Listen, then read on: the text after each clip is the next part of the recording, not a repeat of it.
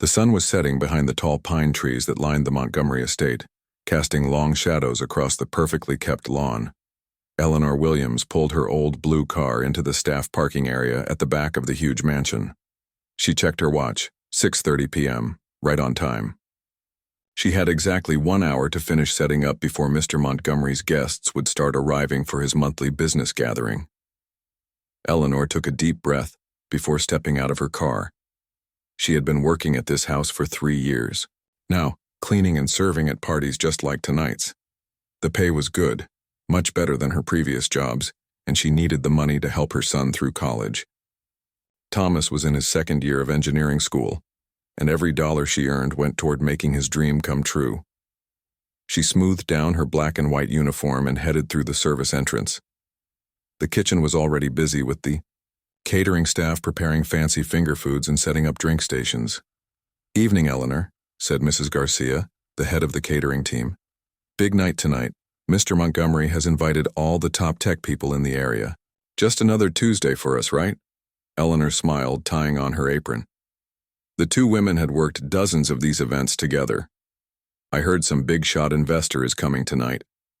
Mr. Montgomery has been talking about it all week," Mrs. Garcia whispered as she arranged tiny sandwiches on a silver tray. Eleanor nodded but didn't say much.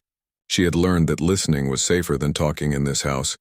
Mr. Montgomery, Richard Montgomery, CEO of Montgomery Tech Solutions, wasn't a bad boss, but he barely noticed the people who kept his life running smoothly. To him, Eleanor was just part of the background, like the expensive furniture or the artwork on his walls. The next hour flew by as Eleanor dusted the already spotless bookshelves in the main living room, straightened the cushions on the leather couches, and made sure every surface gleamed. The house was enormous, 15 rooms spread across 3 floors, with marble floors and crystal chandeliers that caught the light and scattered it across the rooms like stars. At precisely 7:30, the doorbell rang. The first guests had arrived. Eleanor stepped back into the shadows as Mr. Montgomery, dressed in an expensive dark blue suit, welcomed a couple into his home. The woman wore diamonds at her neck and wrists that sparkled as she moved.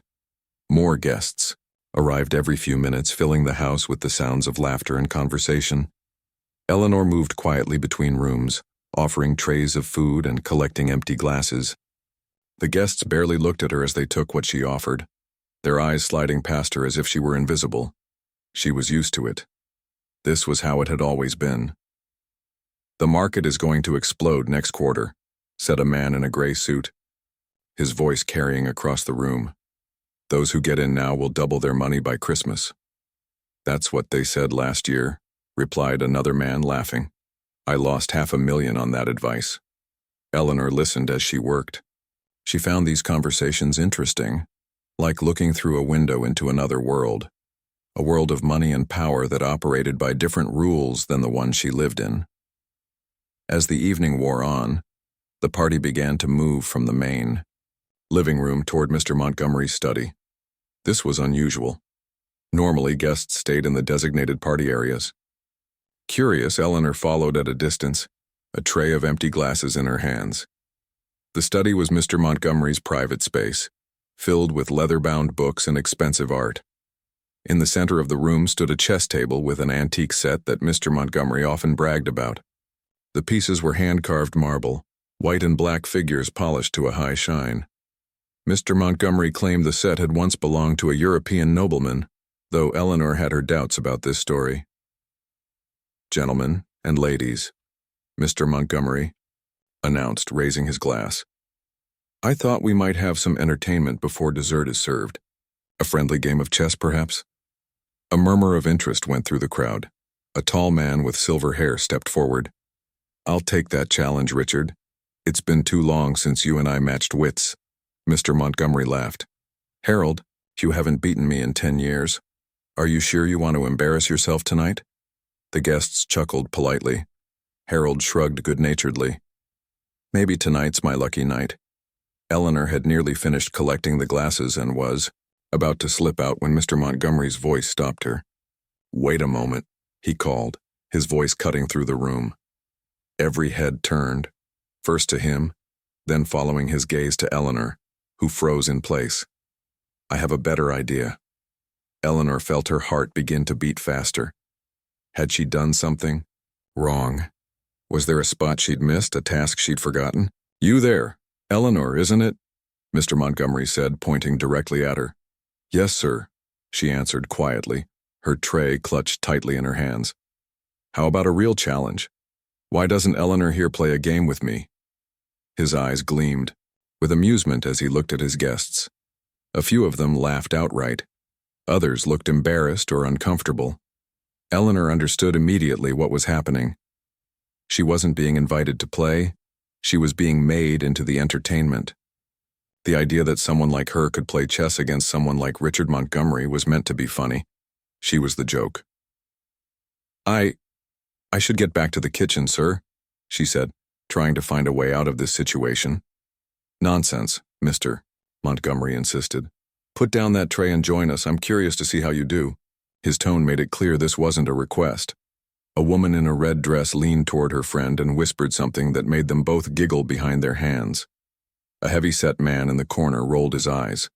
Eleanor felt her cheeks grow warm, with embarrassment and something else, anger. What Mr. Montgomery and his friends didn't know, couldn't possibly know, was that Eleanor Williams had a secret. Before life had taken its unexpected turns, before she'd had to drop out of college when her mother got sick, before she'd had Thomas and needed to find steady work to support him, Eleanor had been someone else entirely. She had been Eleanor Williams Johnson, chess prodigy. From the age of 7, when her grandfather first taught her the game on a board he'd carved himself, Eleanor had shown a remarkable talent for chess. By 12, she was beating adults in local competitions. By 16, she had won the regional championship 3 years running and had been offered a scholarship to study mathematics. But life happens. Her mother's illness, her early marriage to Thomas's father, who left when Thomas was just 2, the need to put food on the table and keep a roof over their heads, all of it had pushed chess into the background. It had been almost 10 years since she'd played a serious game. Yet as she looked at the beautiful chess set on the table, something stirred inside her. The familiar patterns of the board called to her like an old friend. She remembered the feeling of the pieces in her hand, the quiet concentration, the thrill of finding the perfect move. Slowly, Eleanor set down her tray on a side table. The room had gone quiet, all eyes on her. She walked toward the chess table, her back straight, her face calm despite the nerves fluttering in her stomach. Very well, Mr. Montgomery, she said, her voice steadier than she felt. I'll play. Mr. Montgomery gestured grandly toward the chair opposite him. White or black? He asked, clearly expecting her to be confused by the question. Black, Eleanor answered without hesitation. She had always preferred to play black, to let her opponent make the first move and reveal their strategy. Surprise flickered across Mr. Montgomery's face, quickly replaced by amusement. Black it is, he said, turning the board so the white pieces were on his side. As Eleanor sat down, she caught sight of her reflection in the window. In her uniform, with her hair pulled back in a simple bun, she looked exactly like what these people thought she was. Just a maid, someone to clean up after them and serve their food. For a moment, doubt crept in. It had been so long. What if she embarrassed herself? Then she thought of her grandfather. He had been a school janitor all his life, but he'd played chess like a master. On the chessboard we are all equal, he used to tell her. Kings and pawns all end up in the same box when the game is done. Eleanor took a deep breath and looked down at the beautiful black pieces in front of her. Her hands remembered their shape, their weight. As Mr. Montgomery made his first move, sliding a pawn forward with casual confidence, Eleanor felt a familiar calm settle over her. The game had begun. Richard Montgomery moved his white pawn to e4, the most common opening in chess. He did it with a flourish, barely glancing at the board. Instead, his eyes were on his guests, sharing in their amusement. A few of them had pulled out their phones ready to record what they assumed would be an entertaining disaster. Eleanor looked at the board, memories flooding back. Her grandfather's voice seemed to whisper in her ear. The center of the board, is where the battle begins. She reached out and moved her own pawn to e5, mirroring his move. Mr. Montgomery raised an eyebrow slightly, then moved his knight to f3, another standard opening move. Eleanor responded by bringing out her own knight to c6, protecting her pawn and developing her piece. Her movements were smooth and confident, surprising even herself. "Well, someone knows the basic moves," Mr. Montgomery commented, his voice still tinged with condescension. "Did you learn from watching games on TV?" Eleanor didn't answer. She kept her eyes on the board, focusing on the position rather than the audience around them. Mr. Montgomery moved his bishop to c4, threatening the vulnerable f7 square near her king. It was an aggressive opening, meant to lead to a quick attack. Without hesitation, Eleanor moved her knight to f6, defending against the threat while continuing to develop her pieces. A small furrow appeared between Mr. Montgomery's brows. He hadn't expected this response. Harold, who had been watching closely, leaned in slightly. "Interesting," he murmured, just loud enough for Eleanor to hear. The game continued, move after move. Mr. Montgomery played quickly at first, still treating the game as a joke. Eleanor took her time, considering each move carefully. She hadn't played in years, but the patterns were still there in her mind, like paths through a familiar forest. With each move, more of it came back to her. The strategies, the combinations, the beautiful logic of the game. By the 10th move, something had changed in the atmosphere of the room. The smirks and whispers had died down. People who had been checking their phones or chatting with each other were now watching the game with genuine interest. Mr. Montgomery was no longer playing to his audience. His full attention was on the board. "You've played before?" he said, more a statement than a question, as Eleanor captured one of his pawns with a precise knight move. "A little," Eleanor replied simply, not taking her eyes off the board. In truth, chess had been her world. Once, her grandfather had taught her when she was 7 years old, using a worn wooden set with pieces that didn't quite match. He had been a quiet man who worked hard all his life, but when he played chess, he transformed. His eyes would light up. His voice would become animated as he explained the ideas behind each move. They had played every Sunday afternoon for years. By the time Eleanor was 10, she was beating him regularly. He didn't mind. "I've done my job," he would say proudly. "The student has surpassed the teacher." It was her grandfather who had entered her in her first tournament when she was 11. Eleanor remembered how nervous she had been, facing older kids from chess clubs at fancy private schools. But once the games began, her nerves settled. On the chessboard, it didn't matter where she came from or what her parents did for a living. All that mattered was how she played. She had won that tournament, and many others after it. For a few golden years, chess had opened doors for her. Scholarships, travel to competitions, praise from teachers who had previously overlooked her. She had been on track for a full ride to college, with dreams of becoming a grandmaster someday. Then life intervened. Her mother got sick during Eleanor's senior year of high school. Cancer.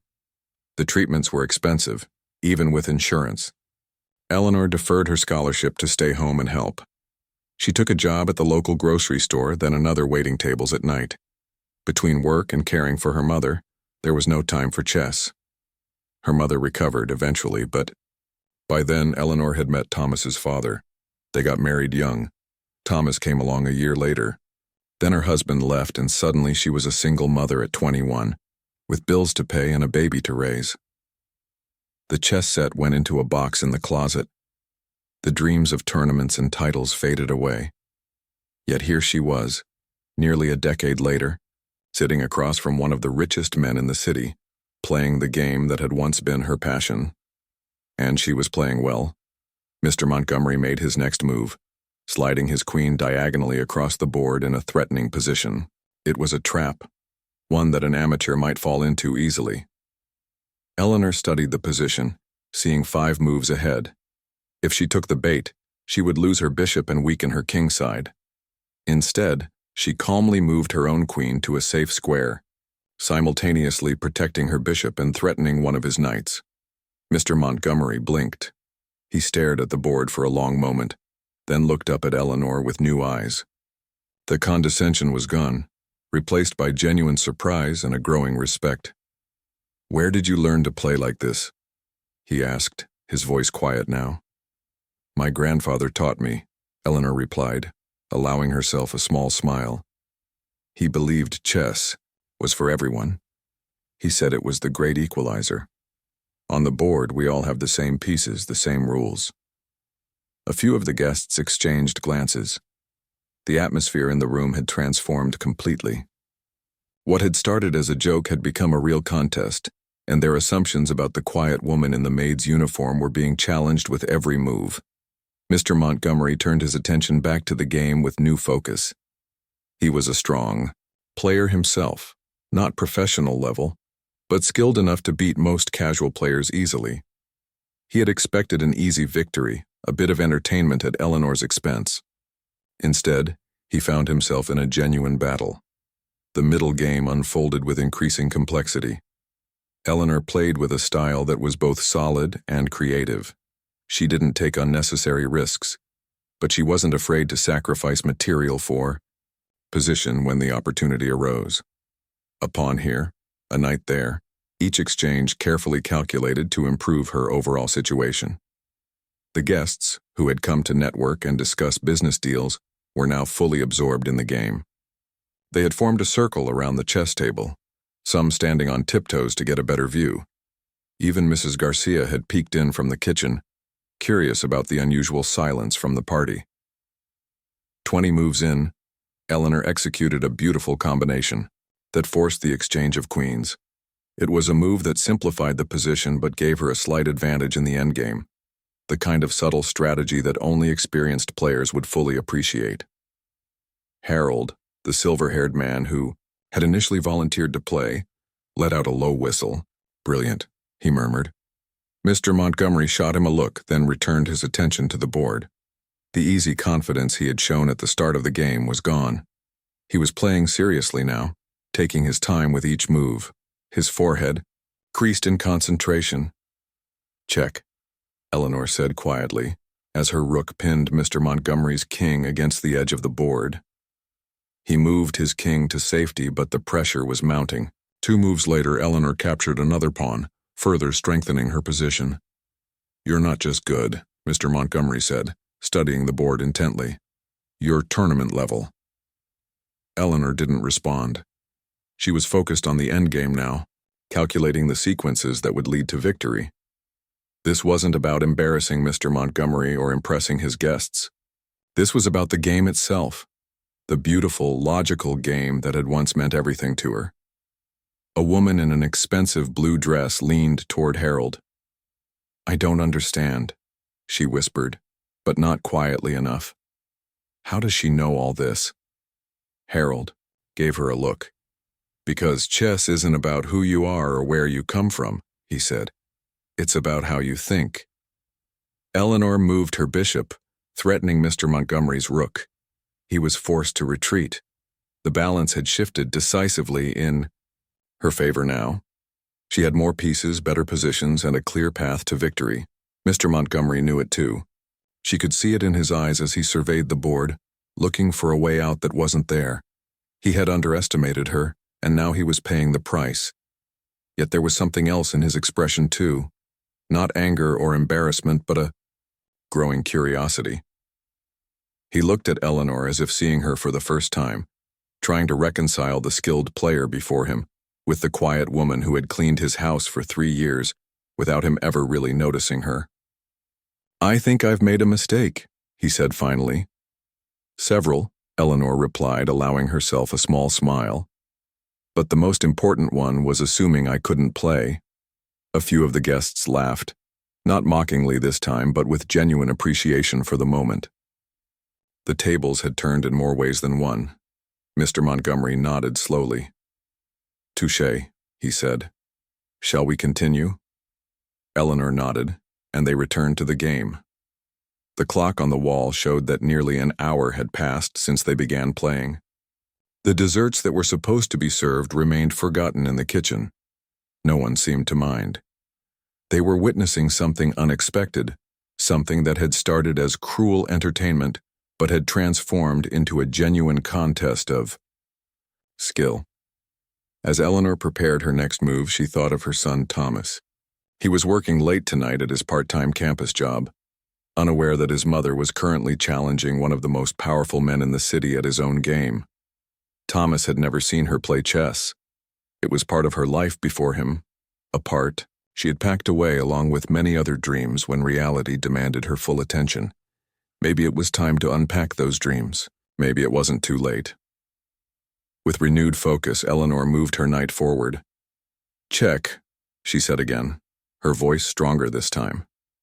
The game continued piece by piece, move by move, drawing closer to its inevitable conclusion. The grandfather clock in the corner of the study ticked steadily as the chess game entered its third hour. What had begun as an after-dinner amusement had evolved into something else entirely, a genuine battle of minds that had captivated everyone in the room. By now, most of the party guests had drifted into the study. Word had spread through the house about the unexpected match taking place. Even the catering staff had found excuses to peek in, watching with wide eyes as Eleanor, the quiet housekeeper they'd worked alongside for years, demonstrated a skill none of them had known she possessed. "Remarkable position," murmured a thin man with glasses who had been introduced earlier as a university professor. "Black has complete control of the center now." Eleanor was indeed dominating the center of the board. Her knights and bishops worked together in perfect harmony, controlling key squares and restricting the movement of Mr. Montgomery's pieces.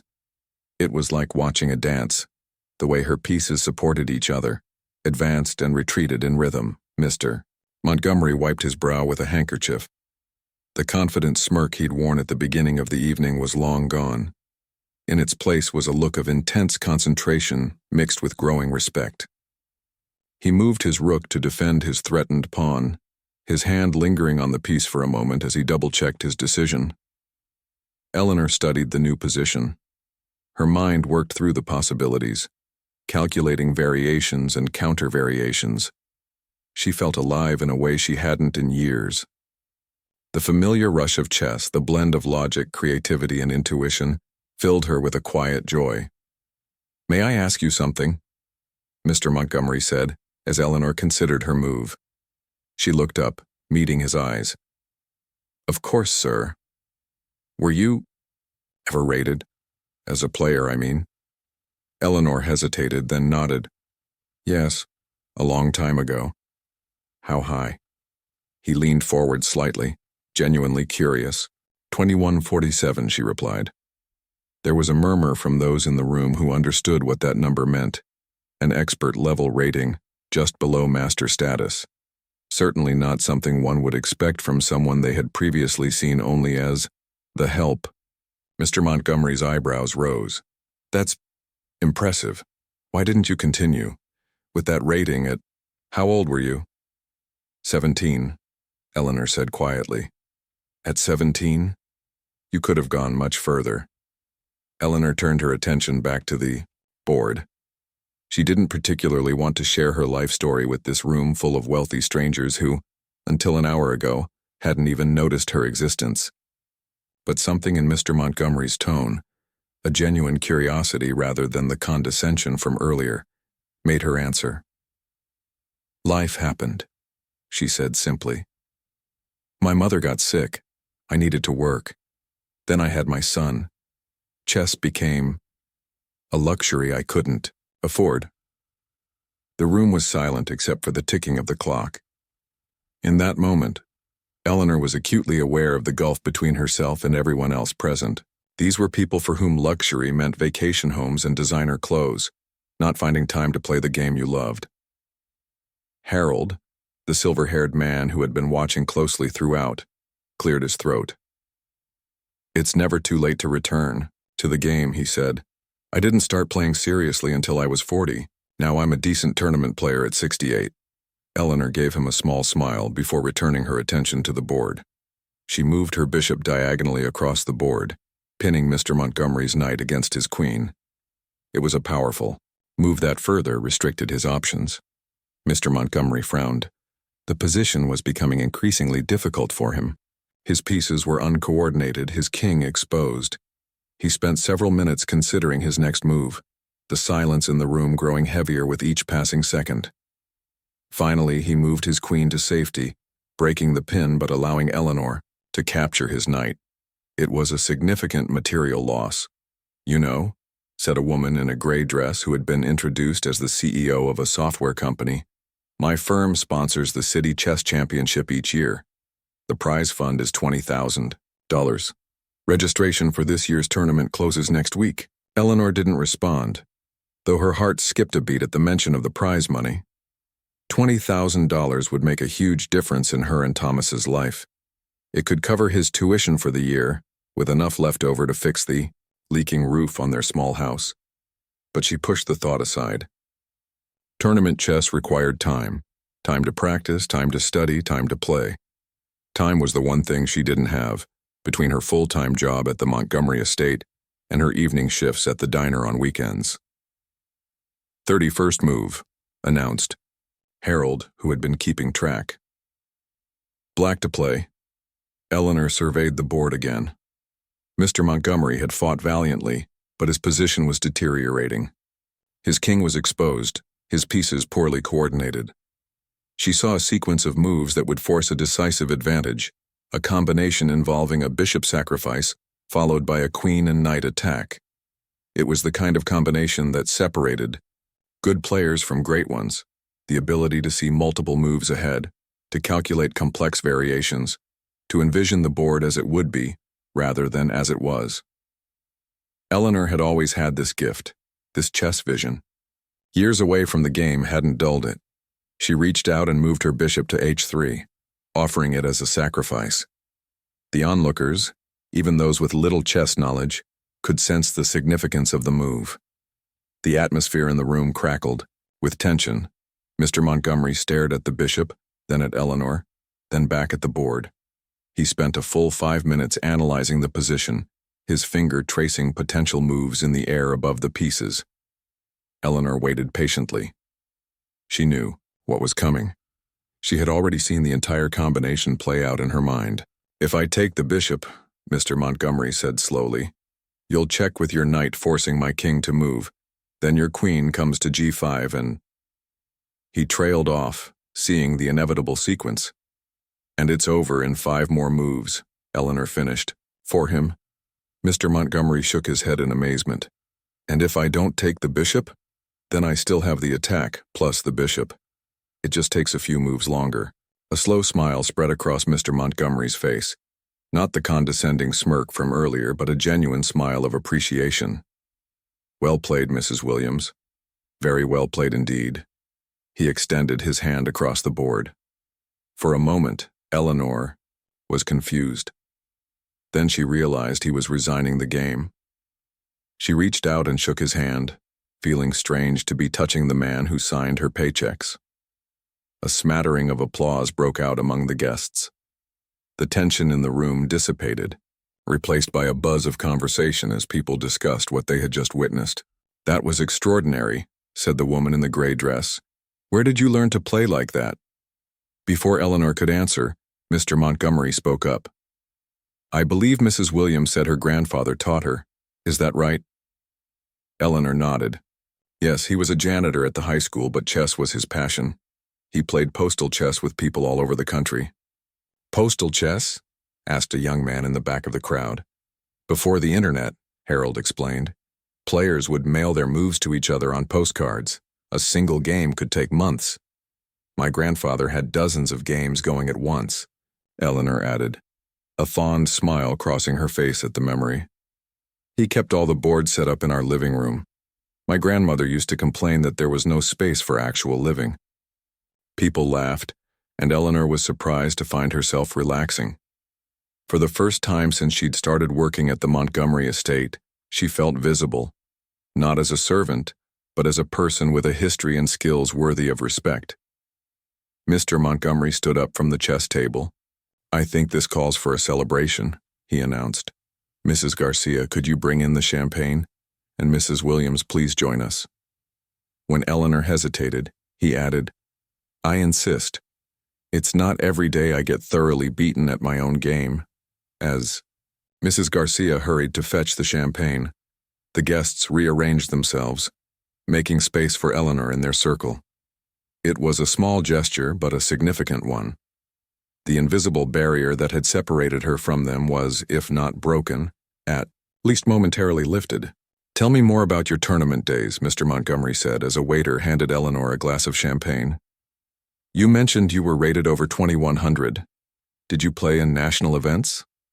Eleanor nodded, taking a small sip of the champagne, something she would normally be serving, not drinking. "A few. I won the state junior championship 3 years in a row. Then I qualified for the national tournament in Las Vegas when I was 17. "And how did you do there?" asked Harold. "5th place in the women's division," Eleanor said. "I might have done better, but I was distracted. My mother had just been diagnosed, and I kept calling home between rounds to check on her." The room grew quiet again. These were people who had never had to worry about healthcare costs or choosing between pursuing their passions and putting food on the table. The thin professor adjusted his glasses. "That's still remarkable. 5th place nationally at 17. You must have been on track for a title."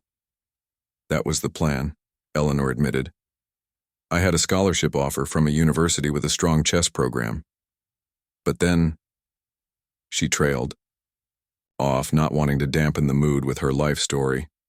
"Life happened," Mr. Montgomery finished for her, echoing her earlier words. "It has a way of doing that." He seemed thoughtful, swirling the champagne in his glass. "But perhaps it's not too late to return to the game." Eleanor gave a small, non-committal smile.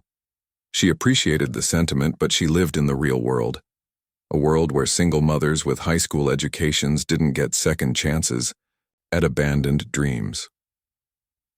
The conversation shifted, moving on to other topics. The party began to return to normal, though with a notably different atmosphere. People who had ignored Eleanor all evening now acknowledged her with nods or smiles. A few even engaged her in conversation, asking genuine questions about her chess background or her son.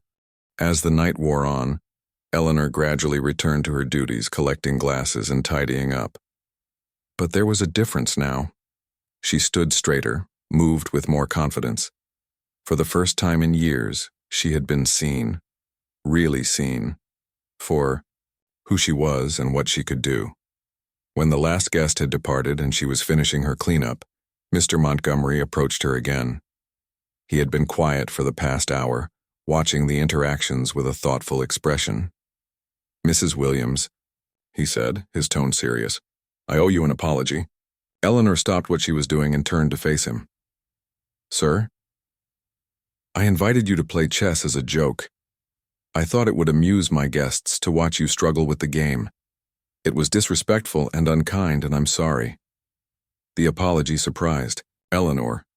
In her experience, men like Richard Montgomery didn't apologize to women like her. "Thank you, sir," she said simply.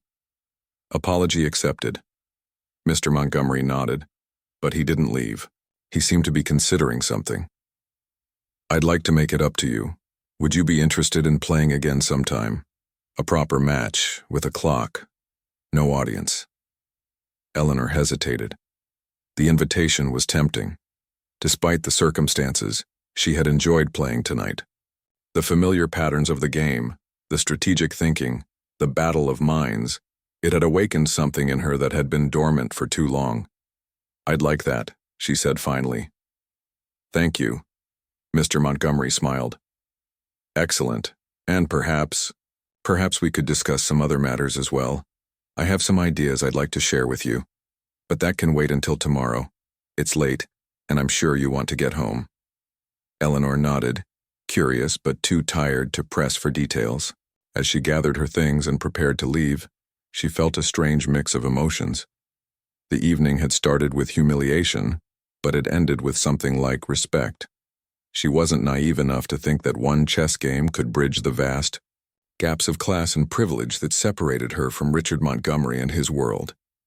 But it was a start, an acknowledgement that people like her had value beyond the services they provided.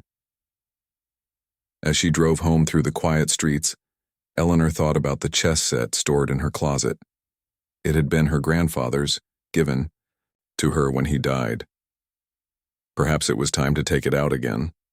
Perhaps it was time to remember who she had been, who she still was beneath the uniforms and the hard work and the daily struggle to make ends meet. Eleanor Williams, chess player. It had a nice ring to it. When she arrived home, Thomas was already asleep, his engineering textbooks spread across the kitchen table. Eleanor smiled at the sight. Her son was working so hard to build a better future. Maybe, just maybe tonight, had opened a door that could help make that future a little brighter for both of them. Eleanor arrived at the Montgomery estate the next morning feeling different. She had slept better than she had in months, perhaps years. The chess game had awakened something in her, a reminder of who she had been before life's responsibilities had forced her to set aside her passions. Before leaving home, she had dug out her grandfather's old chess set from the back of her closet. The wooden board was scratched in places, the pieces mismatched where replacements had been needed over the years. But when she set it up on her kitchen table, it felt right. She had played through the game from the previous night, move by move, analyzing where Mr. Montgomery had gone wrong and where she could have played even better. Thomas had come into the kitchen while she was deep in concentration, staring at a particularly complex position. "Mom," he had said, surprised. "I didn't know you played chess." Eleanor had looked up, realizing she had never shared this part of her life with her son. "I used to," she had told him. "A long time ago. I was pretty good." Pretty good? Thomas had picked up one of the pieces, a knight, worn smooth by years of handling. "What does that mean?" "It means I won some tournaments. I could have gone further with it, but then life happened." She had smiled at him. "The best kind of life happening, you." Thomas had sat down across from her, his curiosity piqued. "Can you teach me sometime?" The question had warmed her heart. "I'd love to," she had promised. Now, as Eleanor entered the mansion through the service entrance, her mind was still half on the chessboard. She had arranged the pieces to study a particular combination, planning to return to it that evening. For the first time in years, she felt the familiar itch to play, to study, to improve. Mrs. Garcia was already in the kitchen, preparing Mr. Montgomery's breakfast. "Morning, Eleanor," she called. "Did you hear? The whole house is talking about you and that chess game last night." Eleanor felt her cheeks warm. "I'm sure it will blow over soon," she said, hanging up her coat. Mrs. Garcia shook her head. "Not this time. Mr. Montgomery has been on the phone all morning. I heard him talking about you." Before Eleanor could ask what he had been saying, the kitchen phone rang. Mrs. Garcia answered it, then turned to Eleanor with raised eyebrows. "It's for you. Mr. Montgomery wants to see you in his study." Eleanor's stomach tightened. Despite the friendly end to the previous night, she couldn't help wondering if she was in trouble. Perhaps Mr. Montgomery had reconsidered, felt embarrassed about being beaten by his housekeeper in front of his important friends. She made her way through the house to the study, where she had played the fateful game just hours before. The chessboard was still set up, the pieces reset to their starting positions. Mr. Montgomery was seated at his desk, typing on his laptop. He looked up when she entered and gestured for her to take a seat. "Mrs. Williams, thank you for coming." Eleanor sat down cautiously. "Is everything all right, sir?" "More than all right," Mr. Montgomery said, closing his laptop. "I've been doing some research on you this morning." Eleanor wasn't sure how to respond to that. "Research? I hope you don't mind. After last night I was curious, so I looked up your tournament records from the State Chess Federation. They keep archives going back decades." Eleanor's pulse quickened. She hadn't thought about those old records in years. "Eleanor Williams Johnson," Mr. Montgomery read from a piece of paper on his desk. "State junior champion 3 years running. Qualified for the national tournament at 17, 5th place in the women's division." He looked up. And then nothing. No more tournament entries after June 2006. As I said, life happened. Eleanor replied, her voice soft but steady. Mr. Montgomery nodded. Yes, but I wanted to understand exactly what happened, so I made some calls. I hope you'll forgive the intrusion, but I spoke to your former coach, Dr. Reynolds. Eleanor was genuinely surprised now. You contacted Dr. Reynolds? He remembers you quite clearly. Says you were the most naturally talented student he ever taught. He was devastated when you had to give up chess. Eleanor felt a lump forming in her throat. Dr. Reynolds had been more than a coach. He had been a mentor, a believer in her abilities when few others had been. He had arranged for her tournament entry fees to be waived when she couldn't afford them. He had driven her to competitions when her mother couldn't take time off work. He told me about your mother's illness, Mr. Montgomery continued. About the scholarship you had to decline, about your early marriage and your son. Eleanor stiffened. With all due respect, sir, my personal history isn't— Mr. Montgomery held up a hand. I understand your concern, but please hear me out. He leaned forward, his expression serious. Last night I made a mistake. I invited you to play chess as a joke, expecting to embarrass you for the entertainment of my guests. Instead, I discovered that one of the most talented people I've ever met has been cleaning my house for 3 years, while I treated her as invisible. Eleanor didn't know what to say. This wasn't at all what she had expected from this meeting. Mrs. Williams. Eleanor. If I may, I'd like to make you an offer. An offer? She echoed cautiously. Yes, my company, Montgomery Tech Solutions, has a charitable foundation. Among other things, we sponsor educational programs in underserved communities. One of our initiatives is a chess program for at-risk youth. Eleanor nodded slowly, still unsure where this was heading. The program needs a director, someone who understands both chess and the challenges these kids face. Someone who can teach them not just the game, but the life lessons that come with it. Discipline, strategic thinking, resilience. And you want me to— What? Find someone for the position? Mr. Montgomery smiled. I want you to take the position. Eleanor blinked. Me? But I don't have a degree. I haven't played serious chess in almost a decade. You have something more valuable than a degree. You have experience, both in chess and in overcoming obstacles. As for your playing strength, I think you demonstrated last night that your abilities haven't diminished much. He pushed a folder across the desk toward her. The position comes with a significant salary increase over what you're making now. Full benefits, of course, and flexible hours that would allow you to pursue your own chess activities if you choose to. Eleanor stared at the folder but didn't open it. This felt unreal, like a dream she might wake from at any moment. Why are you doing this? Mr. Montgomery was quiet for a moment. Several reasons, he said finally. Partly to make amends for my behavior last night. Partly because it's good business, finding the right person for an important role in my foundation. But mostly because I believe in talent, Mrs. Williams. I built my company by recognizing potential in people and technologies that others overlooked. Last night, I saw something special in you. I'd be a poor businessman indeed if I didn't act on that recognition.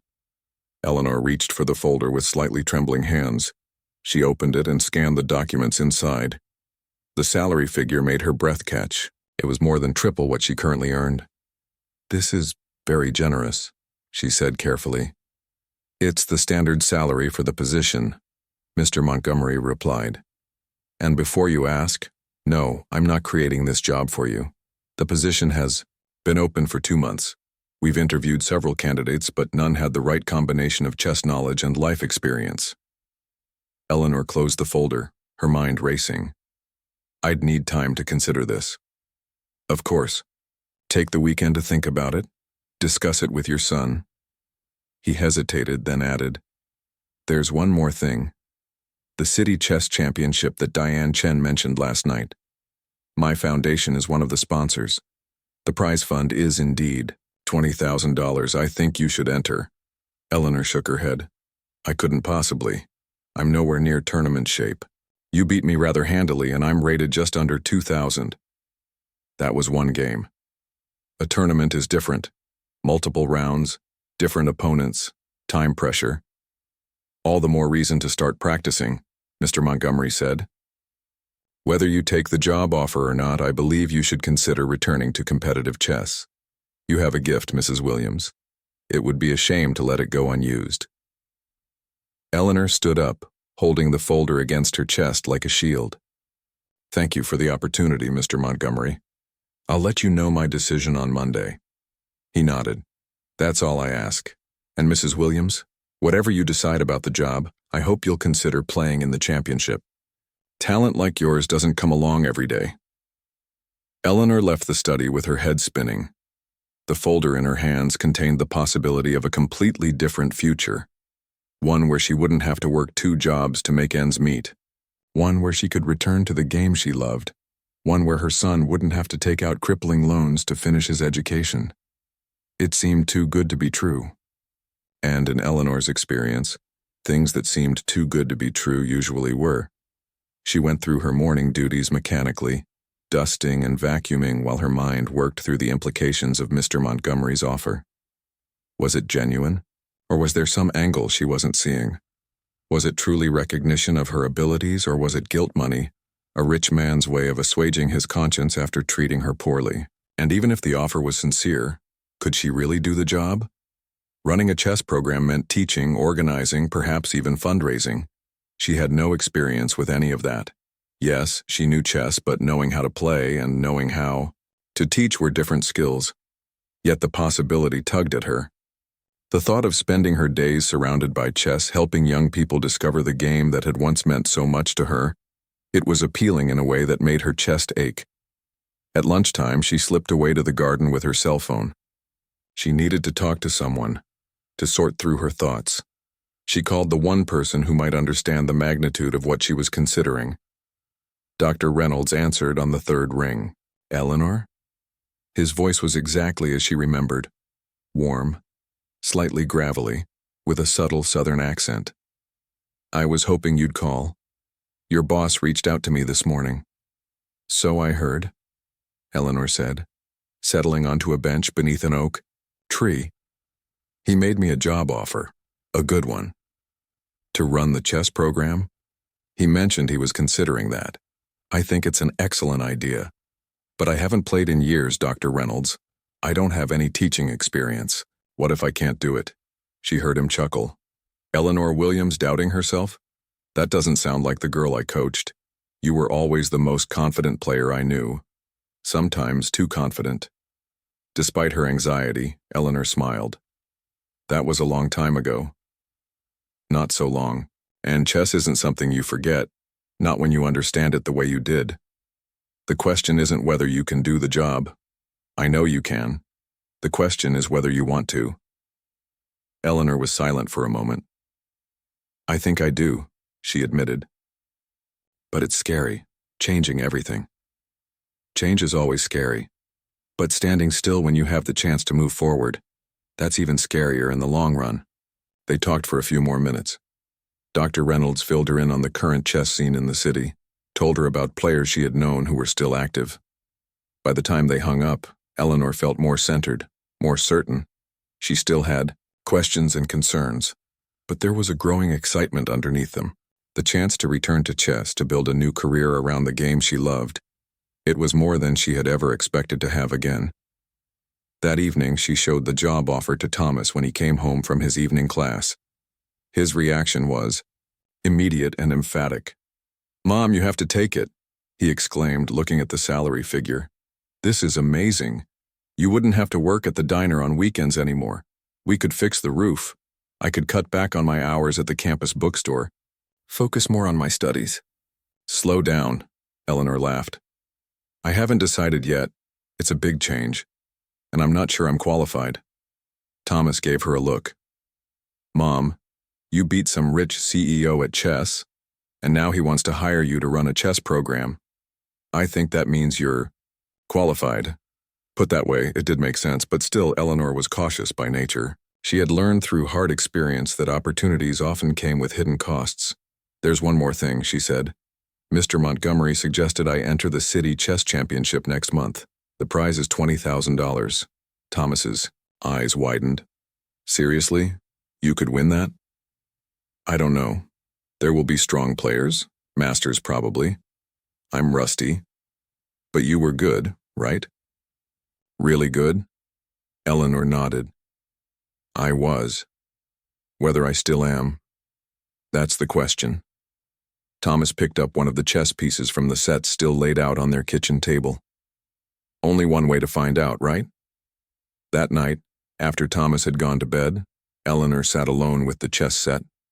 She moved the pieces, working through openings she had once known by heart, analyzing positions, trying to recapture the feel of tournament play. It came back more easily than she had expected. The patterns were still there in her mind, like paths, through a familiar forest that had grown slightly overgrown but were still navigable. With practice, with study, she could find her way again. Eleanor thought about the young people she might work with in the chess program, kids from backgrounds, like hers, facing challenges similar to those she had overcome. Chess had given her discipline, confidence, a sense of control in a world that often seemed chaotic. It had shown her that her mind was capable of beautiful, complex thoughts. It had taught her to look ahead, to consider consequences, to find the best move even in difficult positions. Those were gifts worth sharing. As midnight approached, Eleanor made her decision. She would accept Mr. Montgomery's offer, and she would enter the city championship. Win or lose, it was time to reclaim this part of herself, to show her son that dreams could be deferred but not abandoned, that second chances sometimes came, in unexpected ways. Eleanor carefully packed up her grandfather's chess set, but instead of returning it to the closet, she left it on the kitchen table. Tomorrow, she would begin teaching Thomas how to play. It felt right to pass on the legacy, to connect the generations through the game that had shaped her life in so many ways. As she turned out the lights and headed to bed, Eleanor felt a sense of peace she hadn't experienced in years. The future was still uncertain, still full of challenges, but for the first time in a long time it was also full of possibilities. Like a chess game in its opening phase, everything was still to play for. 1 month later, Eleanor stood in the lobby of the Grand Plaza Hotel, her heart pounding in her chest. Around her, dozens of chess players of all ages milled about, checking in for the city chess championship. Some carried professional chess sets and clocks in special bags. Others reviewed notes or played quick warm-up games on pocket sets. Many wore t-shirts from previous tournaments or with chess-related slogans. Eleanor felt out of place in her simple blue dress, the nicest one she owned, purchased years ago for a cousin's wedding. But she stood straight, trying to project a confidence she didn't entirely feel. "Mrs. Williams?"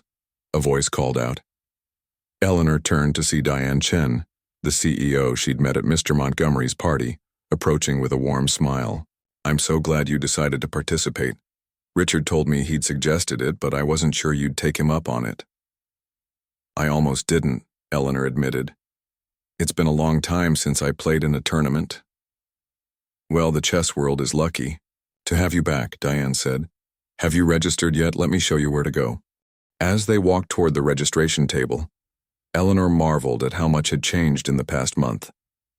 She had accepted Mr. Montgomery's job offer, giving notice at both the estate and the diner.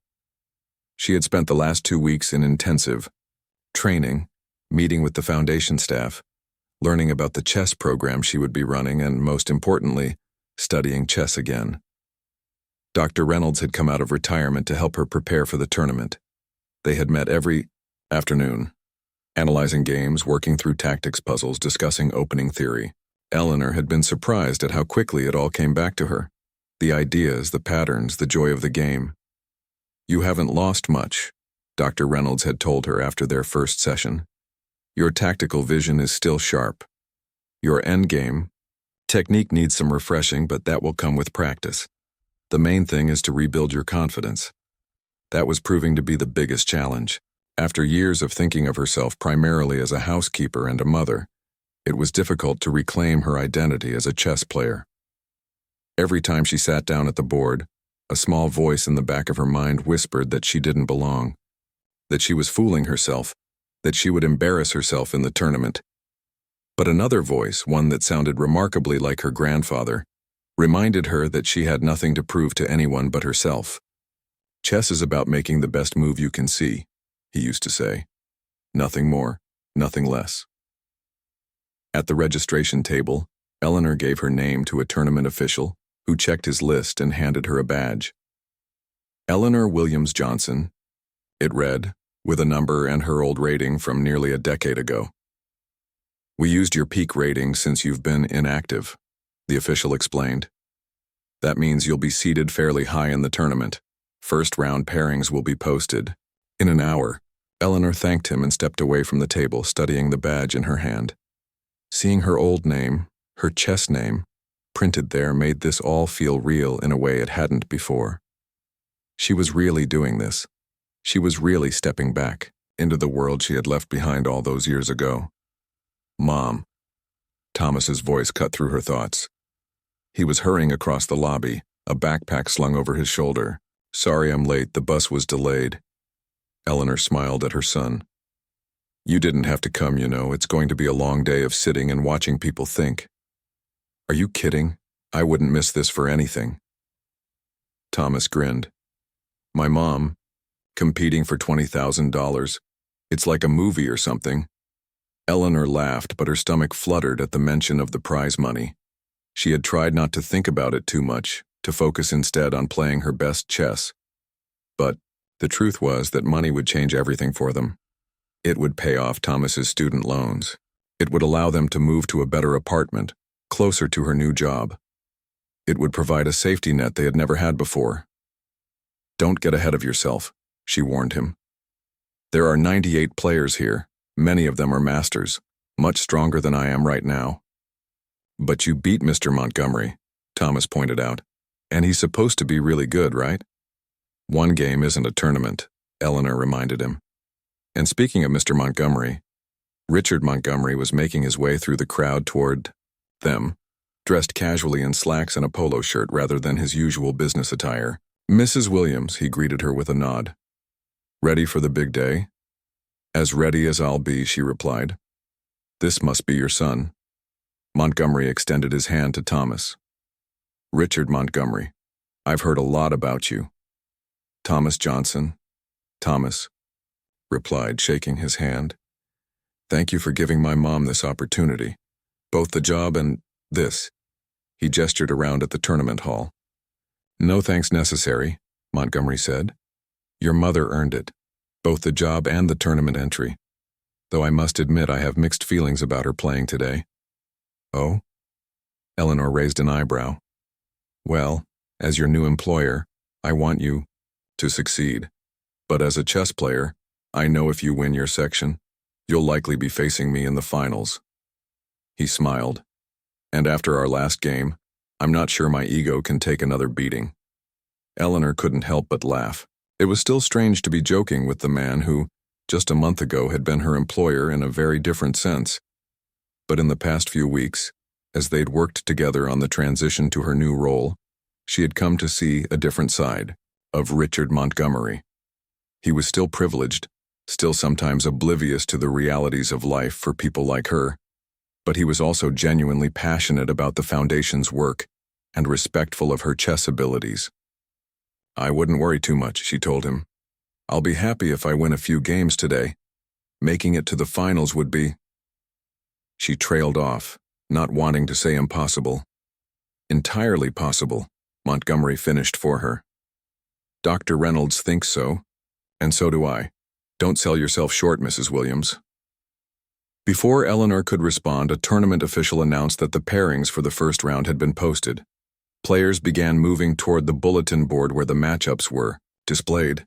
That's our cue, Montgomery said.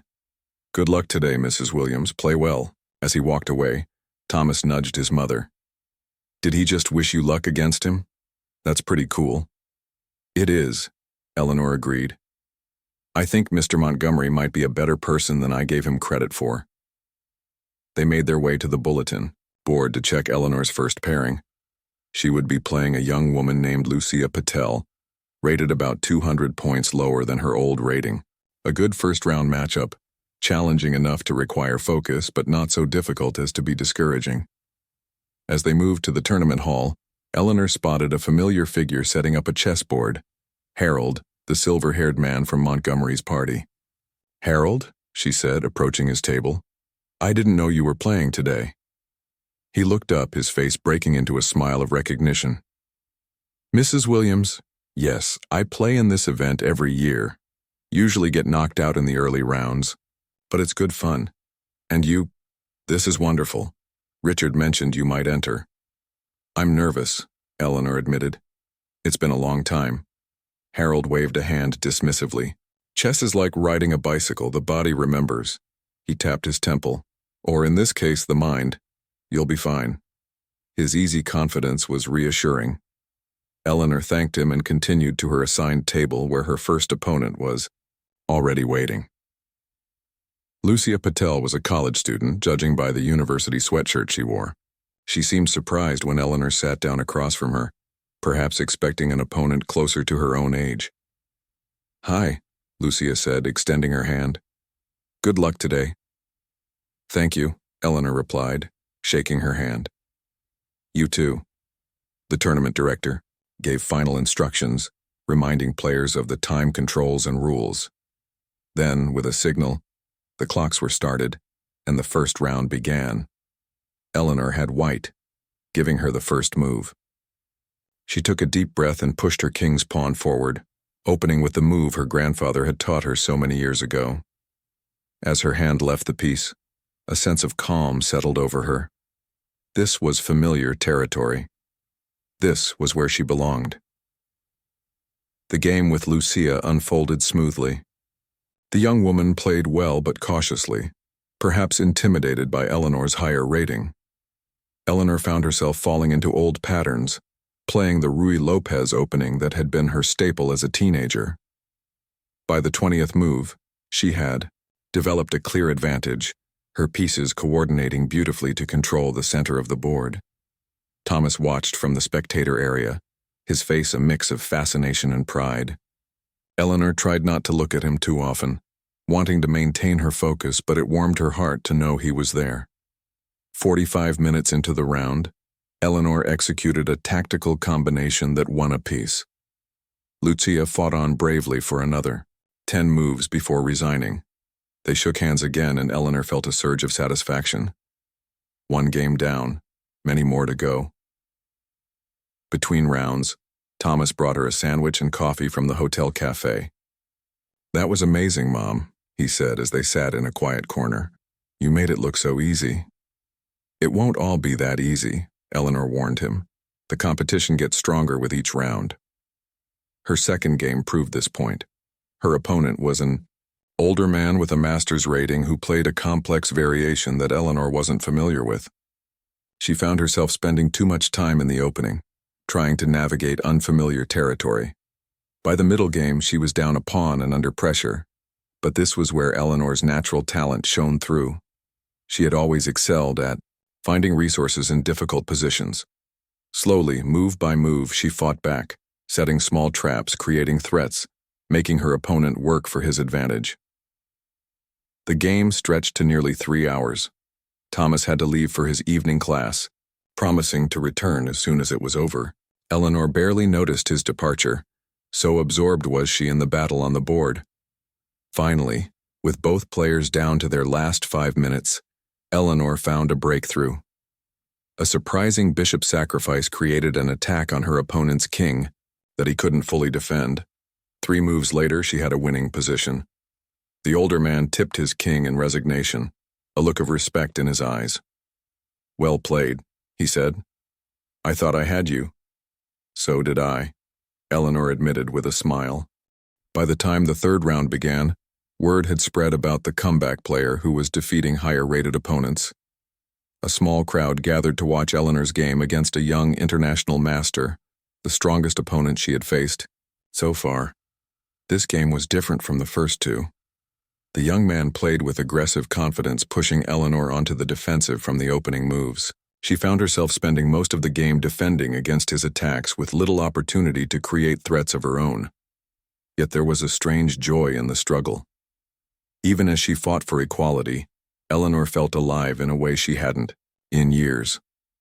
This was chess at its purest, two minds locked in combat, searching for the truth of the position.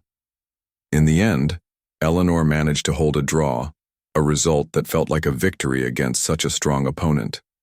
When they shook hands, the young man nodded with respect. "Very solid defense," he said. "I couldn't break through."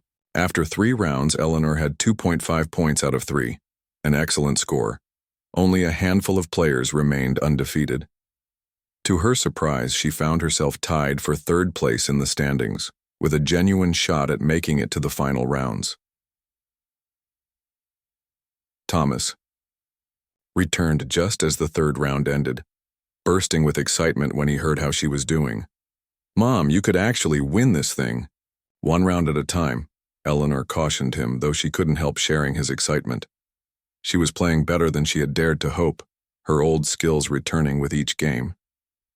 The 4th round brought her face to face with Harold. They both laughed at the pairing. "Of all the people in this tournament," Harold said as they sat down. "At least we know it will be a friendly game," Eleanor replied, and it was.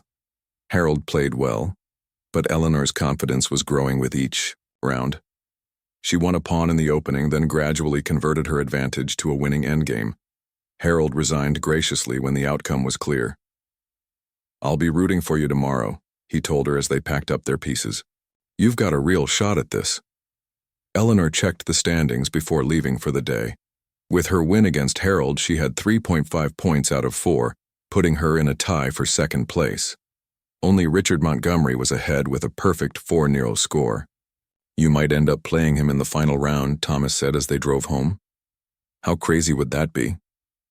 "Very crazy," Eleanor agreed. "But there's still a lot of chess to be played before then." That night, Eleanor couldn't sleep. Her mind kept replaying moments from the day's games, analyzing what she had done well and what she could improve. Beyond that, she thought about the remarkable turn her life had taken in the past month, from housekeeper to professional, from forgotten talent to tournament contender. She thought of her grandfather, who had believed in her abilities when no one else had. She wished he could see her now, returning to the game he had taught her with such love and patience. When she finally drifted off near dawn, Eleanor dreamed of chess pieces moving on their own, dancing across the board in beautiful patterns. The 2nd day of the tournament dawned bright and clear. Eleanor felt tired from her restless night, but also strangely energized. She had already exceeded her expectations for the event. Whatever happened today would be a bonus. The semifinal round brought her against a Fidemaster, a strong player from a neighboring state. The game was a tense, complex battle that stretched Eleanor's abilities to their limit. At one point, she missed a tactic that could have given her a winning advantage, but she recovered, finding a way to simplify into an equal endgame. After nearly 4 hours of play with both players exhausted, they agreed to a draw. It was enough to secure Eleanor a place in the final round, though not against Montgomery as Thomas had predicted. Montgomery had been upset in his semifinal by a young prodigy who would now face Eleanor for the championship. As she prepared for the final game, Eleanor was approached by Dr. Reynolds, who had come to watch the last day of the tournament. "I'm so proud of you," he told her, his eyes bright with emotion. "Whatever happens in this last game, you've already proven yourself." "Thank you," Eleanor said, genuinely moved. "I couldn't have done this without your help." "Nonsense," Dr. Reynolds replied. "You had this in you all along, you just needed the opportunity to show it." Her final opponent was a boy of 15, already a master with a reputation as a tactical genius. When they sat down across from each other, Eleanor felt a strange connection to him. He reminded her of herself at that age, serious, focused, with chess as the center of his world. "Good luck," she told him as they shook hands. "You too," he replied, his voice breaking slightly with adolescent nerves. The game that followed was one Eleanor would remember for the rest of her life. Both players brought their best, creating a game of remarkable depth and beauty. The boy played with fearless creativity, sacrificing material for attacking chances. Eleanor defended with precision, looking for opportunities to counterattack. The Spectator area filled as word spread about the quality of the game. Thomas watched with wide eyes, barely blinking.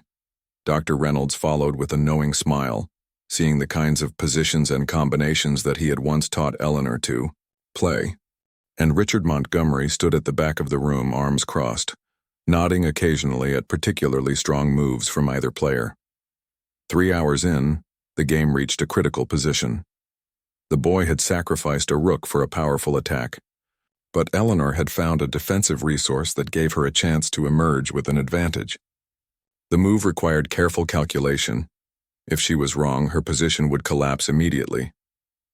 Eleanor took a deep breath, reviewing her analysis one more time. Then, with steady hands, she made her move. The boy studied the position for a long time before responding. When he finally did, it was to extend his hand in resignation. Eleanor had found the only move that refuted his attack, leaving him in a hopeless position.